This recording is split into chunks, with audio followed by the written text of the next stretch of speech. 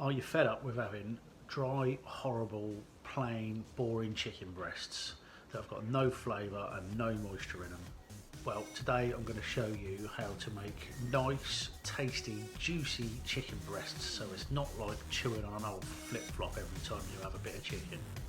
First thing we're going to need to do, get your oven on, crank that up to 180, and then you're going to need a few of these bits of equipment. You're going to need some foil, you're going to need a tray, a pair of tongs.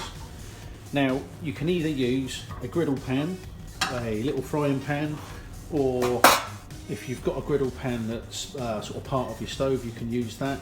It doesn't matter what of these three you use, as long as you've got something to seal your chicken off in. You're going to need a bowl, a little bit of oil, some salt, pepper, and whatever flavour you want to put in it. And obviously some chicken breasts. First thing we're going to do is, we've got our oven on. I've got my griddle pan on. I'll put my frying pan on in a second. We're going to flavour our chicken. So I've got a bowl. I'm just going to get a chicken stock cube, crumble that in. Use one of the dry ones, not one of the wet ones, because it will won't stick with the oil. I'm going to put in a couple of teaspoons, or tablespoons even, of oil.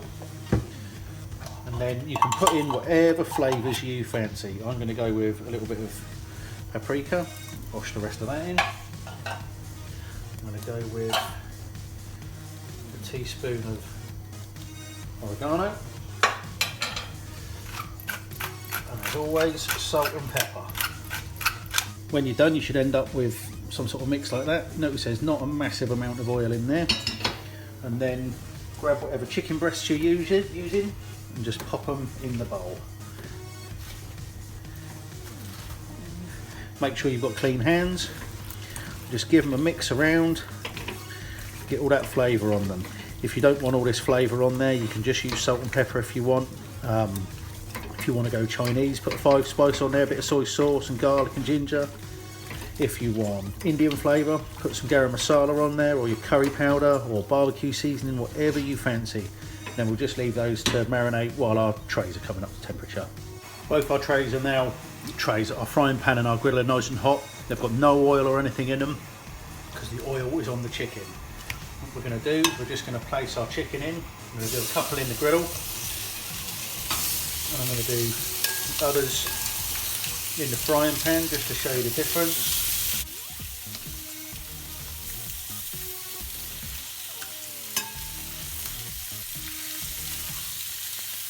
They can just go straight in like that. So now they've had a minute on both sides, we're just going to take them out and pop them into our tray.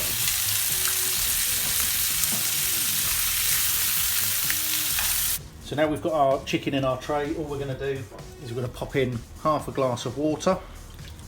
Put white wine in there if you want, not even used all that. If you want, you could put in some crushed garlic, some rosemary, some thyme, give it some more flavour if you fancy. And then we're just going to cover the tray with foil.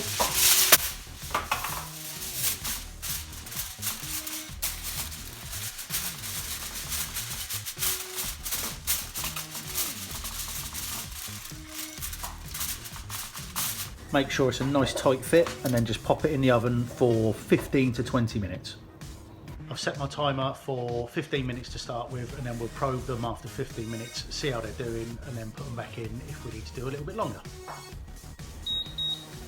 Now our buzzer's going off, we're going to pull them out and just give them a little test with a temperature probe.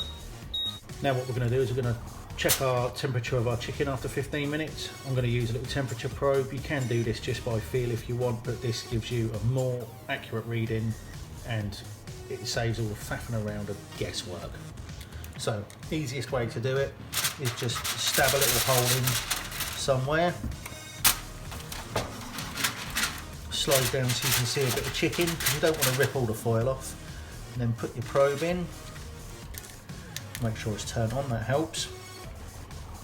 Mine's coming up 77 degrees, it's saying at the moment, so they're perfect. Anything over 75 is great. So now what we can do is we can take our foil off. We've got our chicken nice and done. Now they're just normal sized chicken breasts like you would buy in any supermarket, so 15 minutes, as you've seen, will be perfect for those. Right, so I've left them for 3-4 minutes to rest a little bit. Now let's see what we have inside. Hopefully nice and juicy as promised. Pull that out there, look, you can see how juicy that is inside. That is absolutely beautiful.